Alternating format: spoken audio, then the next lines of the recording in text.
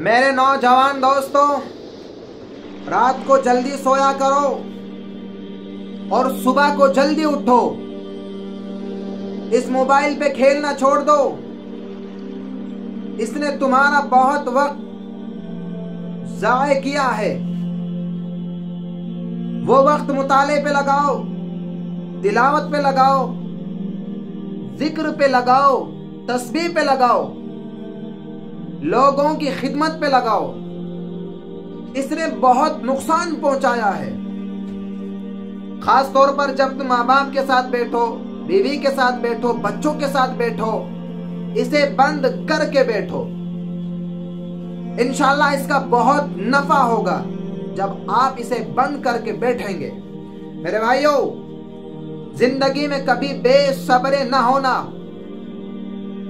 हौसला न छोड़ जाना, हिम्मत न हार जाना, क्योंकि सब्र बुज़दिली नहीं होता। सब्र तो अच्छी तदबीर को कहते हैं। सब्र तो करीम रब के फैसले के इंतजार को कहते हैं। मेरे भाइयों, हुजूर अलैहिस्सलातु वस्सलाम ने फरमाया कि जब बंदा नमाज के इरादे के लिए उठता है और वुजू करने के लिए जब पानी का पहला कतरा चुल्लू में लेता है, जो ही उसके बदन से वुजू का पानी छूता है, अल्लाह उसके गुनाहों को मुआफ फरमा देता है।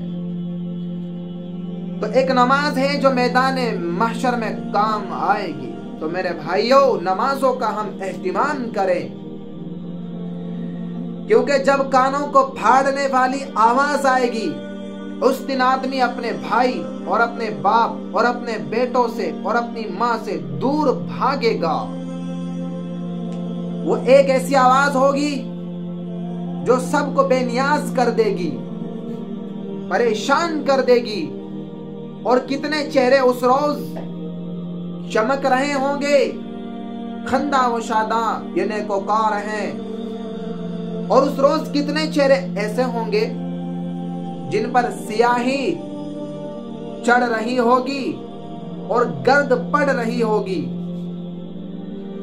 उस रोज वो लोग परेशान होंगे और कहेंगे कि भाई तुम जन्नत में कैसे गए।